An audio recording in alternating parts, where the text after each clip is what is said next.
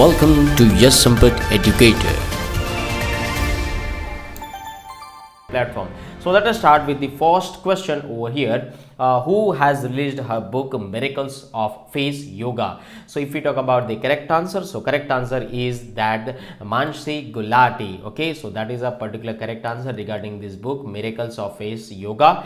If we talk about the next question, Surya Kiran is a joint training exercise conducted between India and which of the following country? तो guys जो Surya Kiran exercise है वो किन दो देशों के बीच में हो रही है या होने वाली है या होती है, ठीक है, तो ये चीज आपको यहां पर बताना है. So you can write give the correct answer in the comment section. You can also right the answer in the comment section. Okay, let us start with the first news over here. So mission Samudrayaan, उसके बारे में आज हम लोग discuss करेंगे. उससे पहले मैं आपको बता दूं ये जो न्यूज़पेपर है वो फ्राइडे 23 दिसंबर 2022 का न्यूज़पेपर है. साथ ही साथ यहाँ पर जो पहला आर्टिकल है उसके बारे में अगर मैं डिस्कस करना चाहूँ तो यहाँ पर मैं कह सकता हूँ India and China to keep dialogue channels open. So 17th round of senior level military talks was held on 20 December in an open constructive manner 10 days after the two armies clashed in the Yangtse area of Arunachal Pradesh. तो दोस्तों मैं यहाँ पे एक चीज बताना चाहूंगा. अरुणाचल प्रदेश, ठीक है, भारत का नॉर्दर्न ईस्ट का एक स्टेट है अरुणाचल प्रदेश.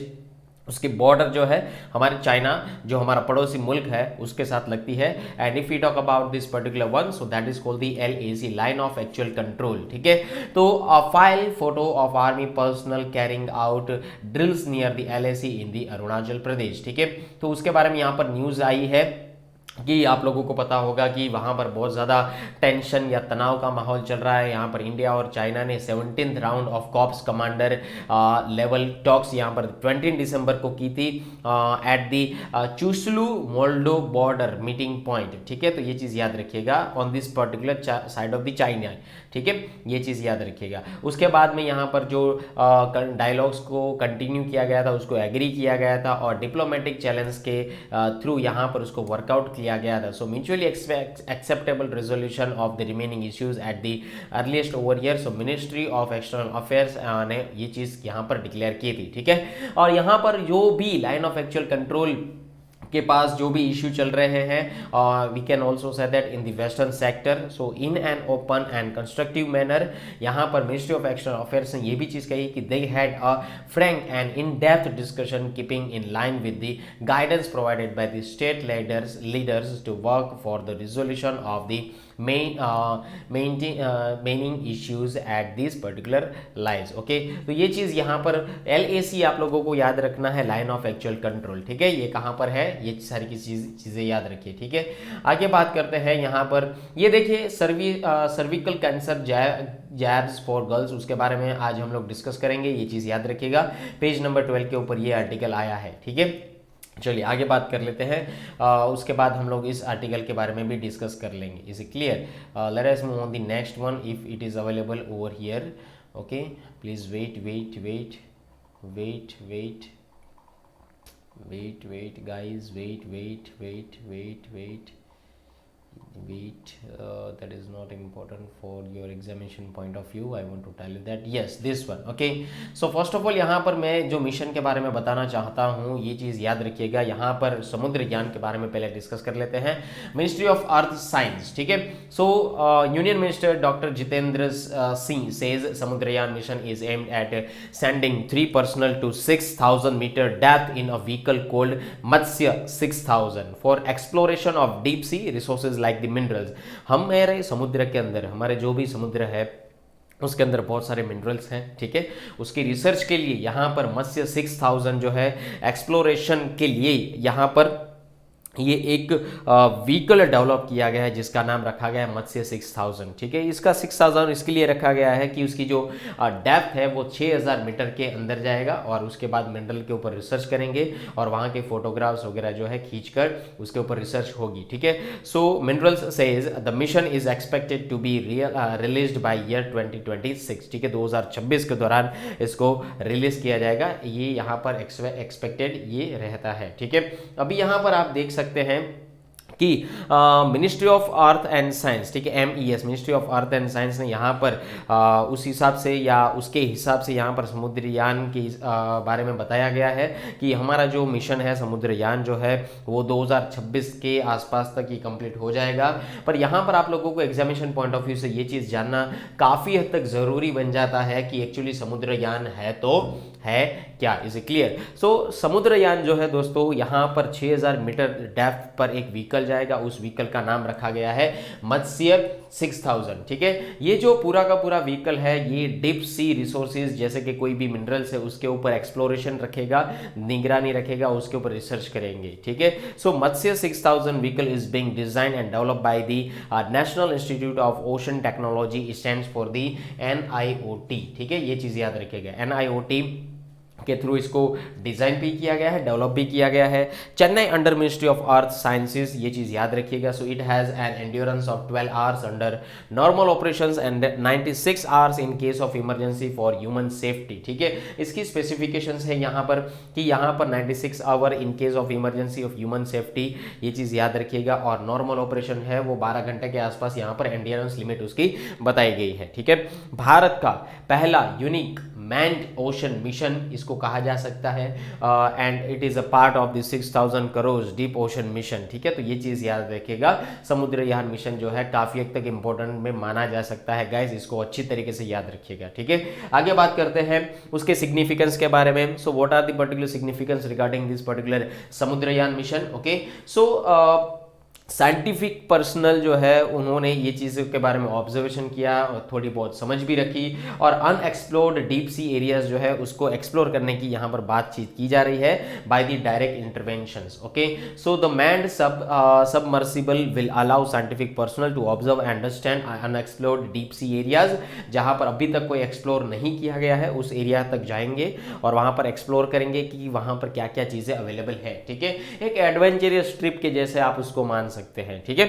सो बाय द डायरेक्ट इंटरवेंशन, यहां पर अगर मैं बात करूं ये न्यू दिल्ली के बारे में, ठीक है। So it will also boost the central government vision of new Delhi and highlights the blue economy as one of the 10 core dimensions of the growth, ठीक है। यहां पर ब्लू इकोनॉमी के बारे में भी बताया गया है गाइस। यहां पर आपको मैं बता दूं, एक हम लोगों ने लेक्चर के अंदर पढ़ा था ग्रीन रिवॉल्यूशन, ठीक है, व्हाइट रिवॉल्यूशन। तो similarly that is a particular revolution, पर यहां पर किसके बारे में बात हो रही है, that is regarding the economy, okay, and that is about the blue economy, okay।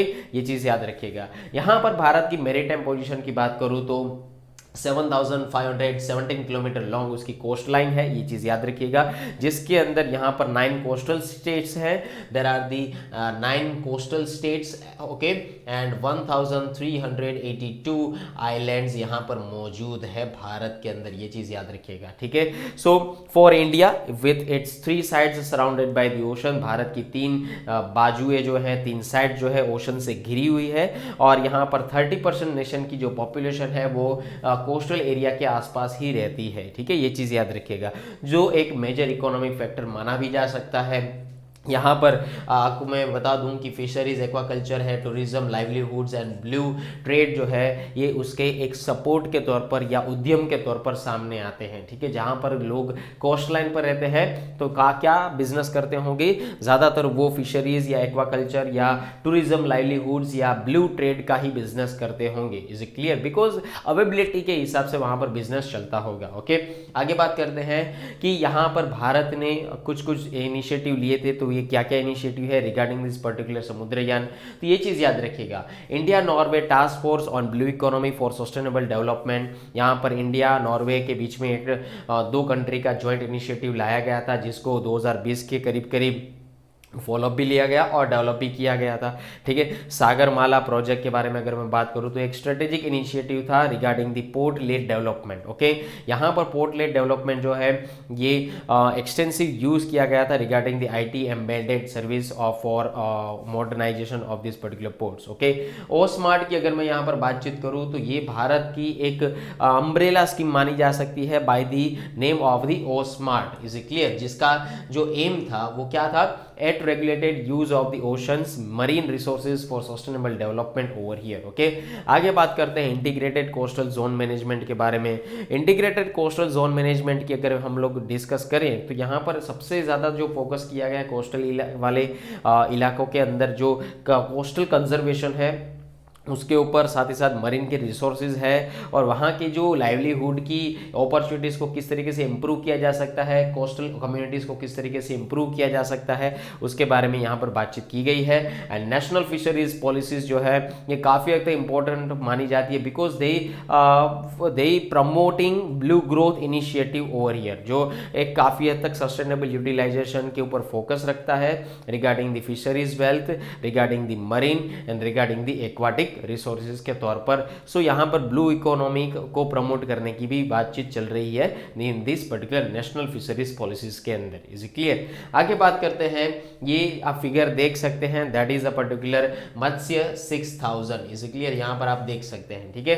तो यहाँ पर 6000 डेप्थ मीटर तक ये जो मत्स्य 6000 व्हीकल है जाएगा और जो अनएक्सप्लोर्ड एरिया है डीप सी अंडर का उसको एक्सप्लोर करने में ये व्हीकल हमारी मदद करेगा। आगे डिस्कस करते हैं यहाँ पर ये जो दोस्तों वैक्सीन की बात आ रही है उससे पहले ये मैं आर्टिकल डिस्कस कर लेता हूँ। सो इस आर्टिकल को आप GS paper number 2 health sector से रिलेट कर सकते हैं। Girls aged 9 to 14 to get cervical cancer jabs through the schools. Okay, तो स्कूलों के अंदर यहाँ पर सर्विकल कैंसर जो है 9 साल से लेकर 14 साल की जो लड़कियां हैं, जो टीनेज गर्ल्स है, उसमें देखने को मिलता है, ऐसा यहाँ पर आर्टिकल कह रहा है, ठीक है। सो सबसे पहली चीज़ यहाँ पर ये डिसीजन जो है किसके थ्रू लिया गया था? National technical advisory group of immunisations net, हाँ, उसके रिकमेंडेशंस के थ्रू यहाँ पर इस चीज़ को इंट्रोड्यूस किया गया। ह्यूमन पैपिलोमा वायरस HPV, ठीक है, ह्यूमन पैपिलोमा वायरस वैक्सीन, ठीक है, it stands for the HPV। सो यहाँ पर यूनिवर्सल इम्यूनाइजेशन और उसके प्रोग्राम के थ्रू इस चीज़ को यहाँ पर डिसाइड किया गया था। उसके बाद यहाँ पर अगर हम लोग डिस्कस करें तो ये एक प्रॉपरली एक वैक्सीन जो है वन टाइम कैचअप के तौर पर काम आती है, जहाँ पर एडोलसेंट गर्ल्स को 9 to 14 ईयर्स की जो एज की टीनेज गर्ल्स हैं, ठीक है, उस ग्रुप की लड़कियों को यहाँ पर ये वैक्सीन दी जाएगी। उसके बारे में यहाँ पर बातचीत की गई है। Is clear? आगे बात करते हैं, सर्विकल कैंसर जो है ये 4th मोस्ट कॉमन कैंसर माना जाता है वुमन के अंदर, और ये सिर्फ ना तो भारत के अंदर और पूरे विश्व के अंदर इस चीज़ को सबसे ज़्यादा यहाँ पर 4th मोस्ट कॉमन कैंसर माना गया है, ठीक है, ये चीज़ याद रखिएगा। सो इंडिया के अंदर सर्विकल कैंसर जो है 2nd मोस्ट कॉमन कैंसर के तौर पर यहाँ पर सामने आता है महिला के अंदर, ठीक है, जो उनकी एज जो है 9 to 14 ईयर्स के दौरान दिख सकती है, ठीक है। India contributes the largest share of this particular global cervical cancer burden over here, ठीक है, ये चीज़ याद रखिएगा। यहाँ पर अगर मैं बात करूँ तो ये पूरा का पूरा HPV वैक्सीनेशन सेंटर जो है वो स्कूल्स के अंदर ही बनाया गया है regarding this particular union territories also and regarding the particular states also. Okay, ये चीज़ याद रखिएगा। आगे बात करते हैं यहाँ पर सर्विकल कैंसर्स के बारे में। तो यहाँ पर HPV वैक्सीन जो है उसके बारे में पहले बात कर लेते हैं कि, और सर्विकल कैंसर के बारे में भी बात कर लेते हैं, ठीक है। तो सर्विकल कैंसर, तो यहाँ पर आप देख सकते हैं यूट्रस के अंदर इस तरीके की जो टिश्यू बिल्डअप हो जाते हैं, सो that is called the cancerous tissue, ठीक है। तो ये चीज टिश्यू जो है आप लोग देख सकते हैं। सो वेजिनल वॉल के पास, यहाँ पर सर्विक्स के पास जो कैंसरियस टिश्यू इकट्ठा हो जाते हैं, तो इस कैंसर को कहा जाता है सर्विकल कैंसर। ओके, आगे बात करते हैं यहाँ पर कि सर्विकल कैंसर जो है एक्चुअली है तो है क्या। तो यहाँ पर सबसे पहले चीज़ ये समझ लीजिए कि ये जो वैक्सीन है, ठीक है, सर्वैक जो वैक्सीन है ये डेवलप की गई थी सीरम इंस्टीट्यूट ऑफ इंडिया के थ्रू, ये डेवलप की गई थी एंड मार्केट ऑथराइजेशन के थ्रू इसको एक्वायर किया गया from the drugs controller general of India. It stands for the DGCI के थ्रू इसको यहाँ पर डेवलप किया गया था। So it is an India first quadrivalent human papilloma virus vaccination QHPV design to protect woman from the cervical cancer, ये चीज याद रखिएगा। सो QHPV जो है उसको प्रोटेक्ट करने का काम करेगा। अभी सर्विकल कैंसर की मैं बातचीत करूं यहाँ पर, तो ये एक्चुअली होता है तो क्यों होता है, ठीक है। तो जब भी यहाँ पर सेक्सुअली ट्रांसमिटेड इन्फेक्शंस जो है वो सामने आते हैं, यानी कि सेक्सुअली इनकोर्स होने के कारण जो भी इन्फेक्शन लगता है उसके थ्रू ये चीज़ जो है एक दूसरे के अंदर ट्रांसमिट होती है। So that is called the cervical cancer. Okay, इस तरीके के कैंसर जो है यहाँ पर सेल्स सर्विक्स सेल्स के अंदर देखने को मिल सकते हैं, यहाँ पर बैठे हुए देखने को मिल सकते हैं। ठीक है, the lower part of the uterus that connects to the vagina. तो यहाँ पर देख सकते हैं कि यूट्रस जो है वेजिना से यहाँ पर कनेक्टेड है। तो ये जो पार्ट है lower part of this particular uterus to the vagina, तो यहाँ पर आप लोगों को ये टिश्यूज देखने को मिल सकते हैं। ठीक है, यहाँ पर ये जो इन्फेक्शन है ये ज़्यादातर ज़्यादा दिनों तक या लॉन्ग टाइम पीरियड तक होने के कारण ये चीज़ फैल जाती है। So with the particular forms of the HPV। Is it clear? आगे मैं बात करूँ, so it is the second most prevalent cancer form and the second leading cause of cancer death in the woman of reproductive age. Reproductive age जो होती है वो 15 से लेकर 44 साल के हिसाब से आप लोग समझ सकते हैं। ठीक है, भारत के पर्सपेक्टिव के हिसाब से अगर देखा जाए, so according to the world health organisation international agency for research on cancer, ये चीज़ याद रखिएगा। ठीक है, according to the world health organisation international agency for research on cancer, India accounts for रफली 1/5 of the global burden over here. So with the 1.23 lakh cases and around 67,000 fatalities every year, ये चीज़ याद रखिएगा। ठीक है, भारत का ये perspective यहाँ पर माना गया है। आगे बात करते हैं कि इसके नई वैक्सीन जो यहाँ पर आई है उसका सिग्निफिकेंस क्या है।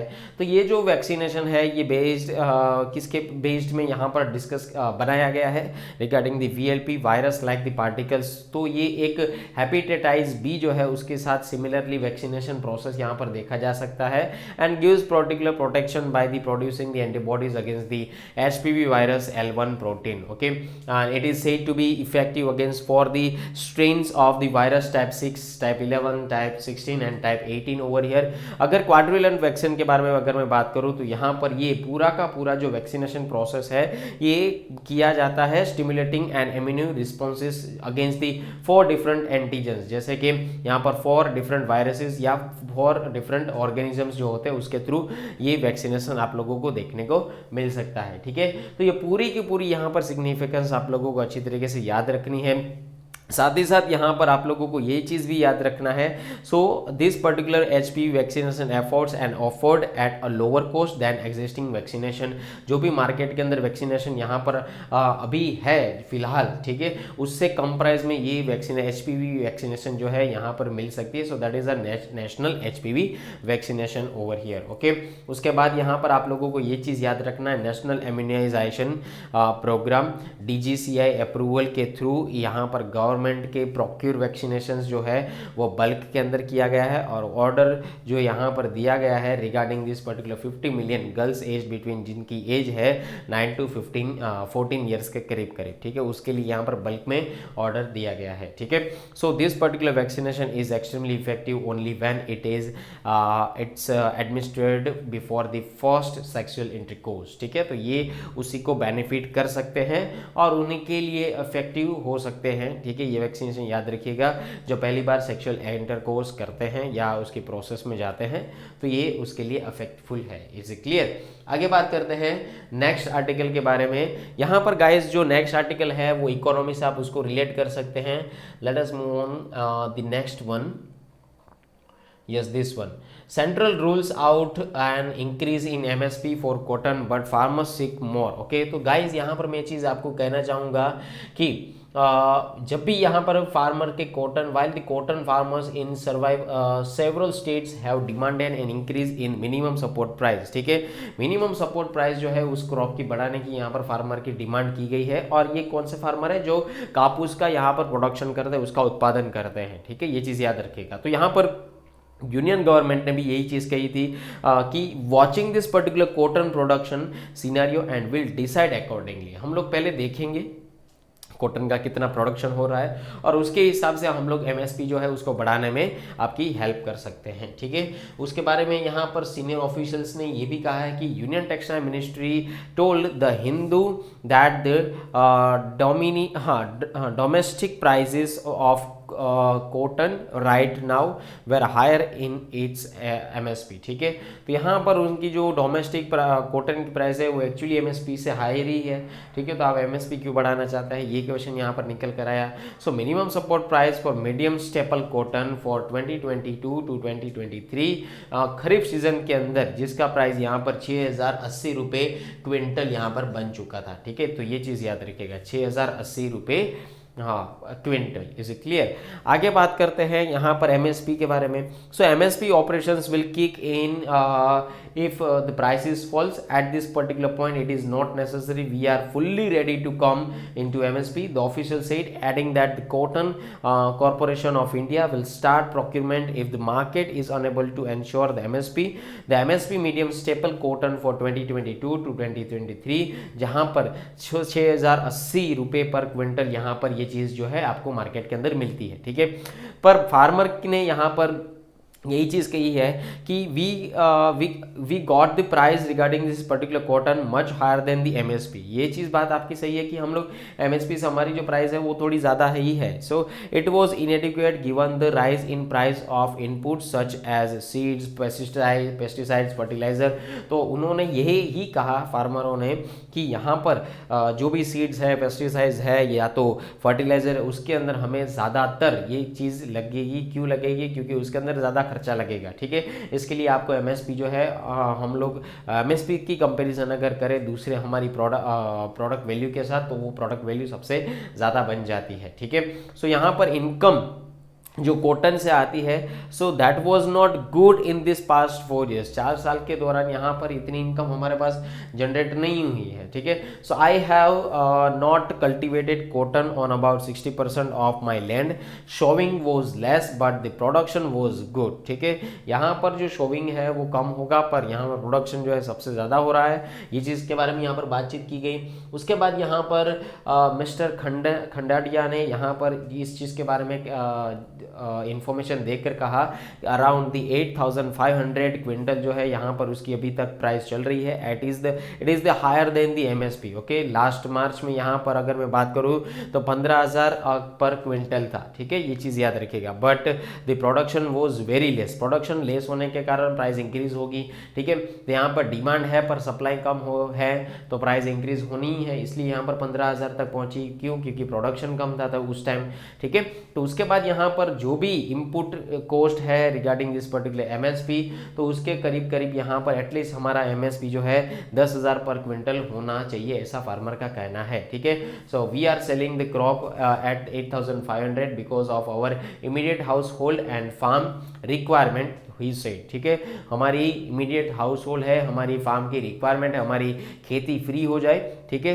जो भी समझ लीजिए कि हम लोगों ने कापूस वहाँ पर उत्पाद किया, ठीक है। अभी यहाँ पर कापूस तो उत्पाद हो गया, उसका प्रोडक्शन हो गया, पर जब तक मैं बेचूंगा नहीं तब तक यहाँ पर, जब तक मैं उसकी कटाई नहीं करूँगा और उसके बाद बेचूंगा नहीं तब तक मैं उसी फार्म के अंदर किस तरीके से दूसरे क्रॉप्स डाल सकता हूँ, उसकी प्रोसेस स्टार्ट नहीं कर सकता, क्योंकि यहाँ पर पैसे भी नहीं आए हैं और यहाँ पर समझ लीजिए कटाई भी नहीं हुई है, ठीक है। तो यहाँ पर हमें फार्म को फ्री करने के लिए यहाँ पर कटाई करनी होगी और इसी के लिए हम लोग इमीडिएट कटाई करते हैं, जिससे हमारा 8500 मिलता है, जबकि हमें 10,000 के करीब करीब मिलना ही चाहिए था MSP के रिगार्डिंग, ठीक है। उसके बारे में यहाँ पर बातचीत की गई है। अभी यहाँ पर बातचीत करते हैं MSP के बारे में।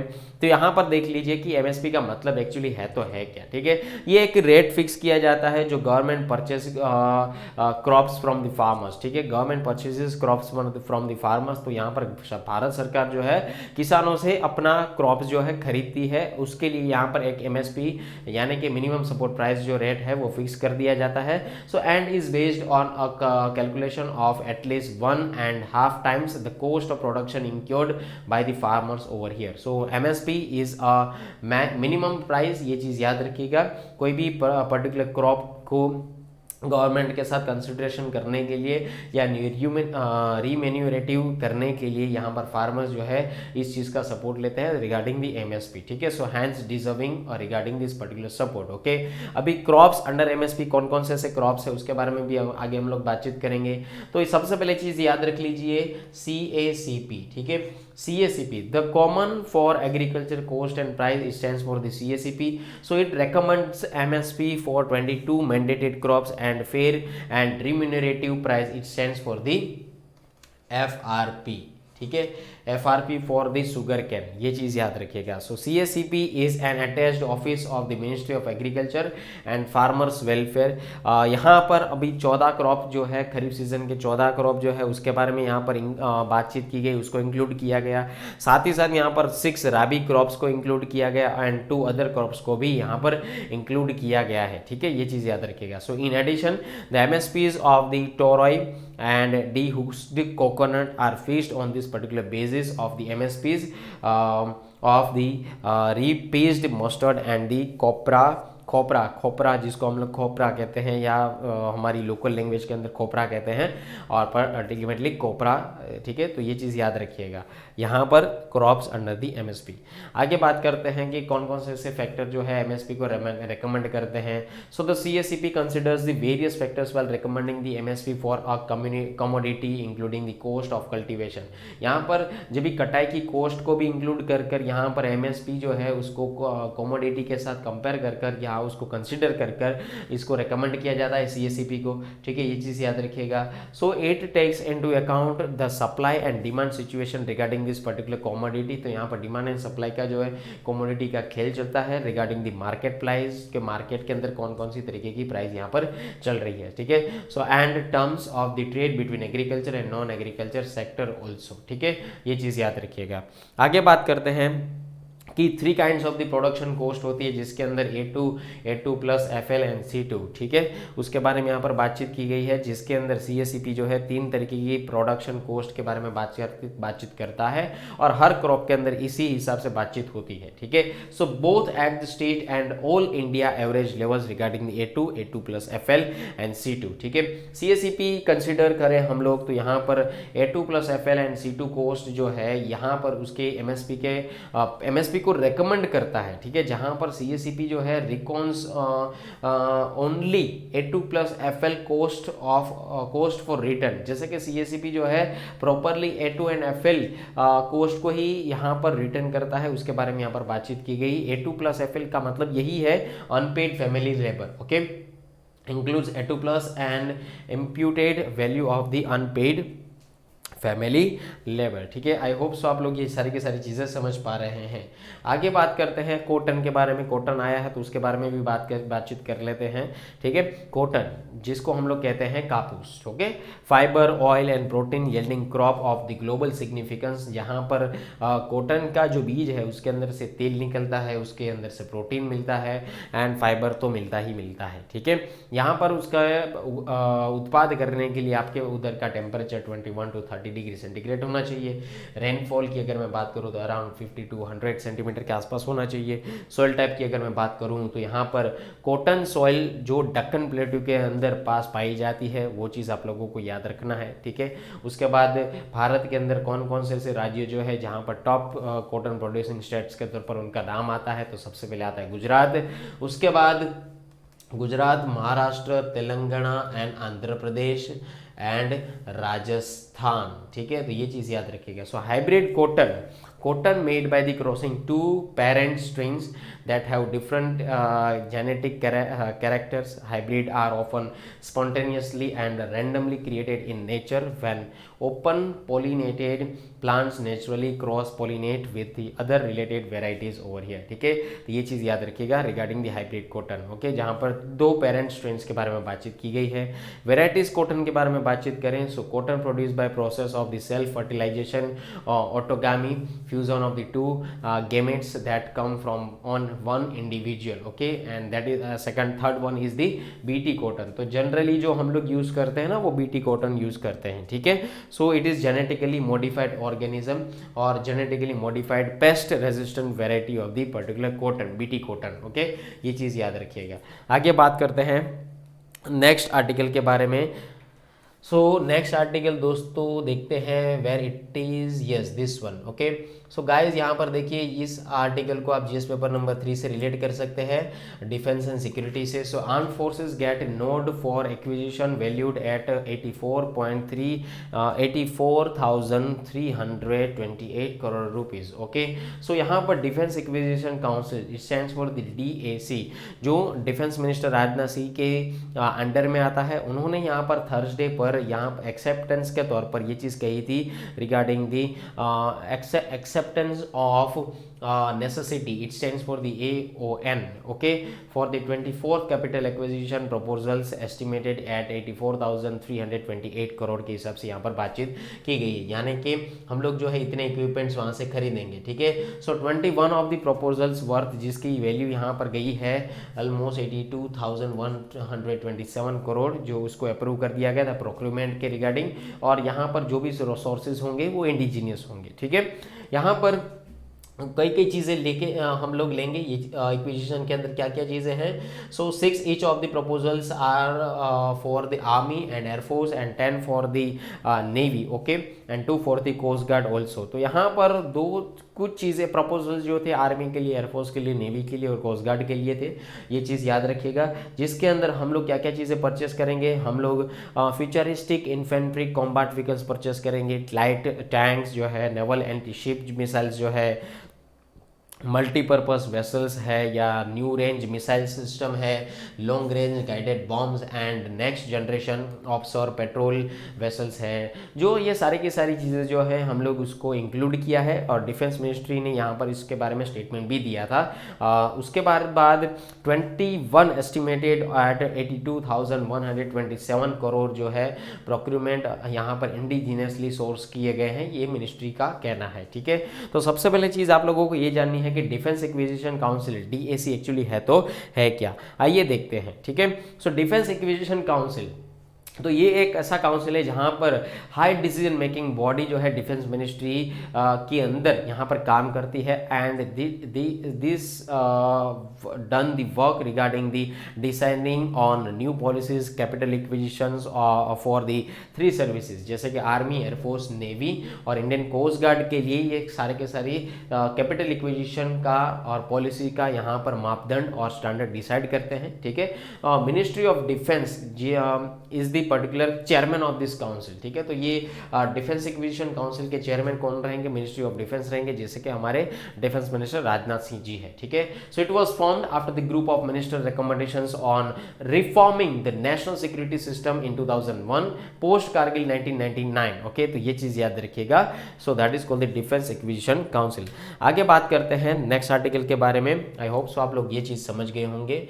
सो Sahitya Akademi awards announced Anuradha Roy among 23 winners. यहाँ पर इस आर्टिकल को आप GS paper number 1 art and culture से उसको रिलेट कर सकते हैं। तो यहाँ पर ये चीज़ याद रखिएगा, तमिलनाडु के जो ऑथर है जिसका नाम है M Rajendra, Telugu writer Madhurantakam Narendra and Sanskrit poet Janardan Prasad Pandey Mani are among the 23 authors who won the साहित्य Akademi awards for 2022 and announced on Thursday, ठीक है। तो यहाँ पर साहित्य अकादमी अवार्ड के अंदर आप लोगों को मैं बता दूँ, इंग्लिश के अंदर यहाँ पर अनुराधा रॉय को ये अवार्ड अनायत किया गया है, ठीक है।